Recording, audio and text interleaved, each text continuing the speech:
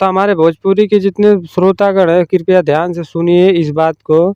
मैं यही कहना चाहता हूँ कि हमारे प्रमोद प्रेमीलाल यादव का जो ये गाना मतलब टीज़र आ गया है वो सारेगामा हम भोजपुरी चैनल से आ गइल ह।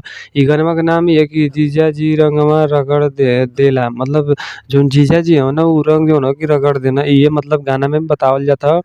आई जहाँ गाना का शूटिंग भी देखबा लोग त बहुत अच्छा तरह से मतलब शूटिंग दिखावल जाता काहे से खूब चारी ओर मतलब रंग उड़त बा जैसे होली में सब ना उड़ावेला वैसे ही मतलब उड़त बा। गाना का टीज़र भाई लोग देखा लोग काई मस्त ह। सारेगामा हम भोजपुरी चैनल से आई वाला इ गाना बहुत बढ़िया रह।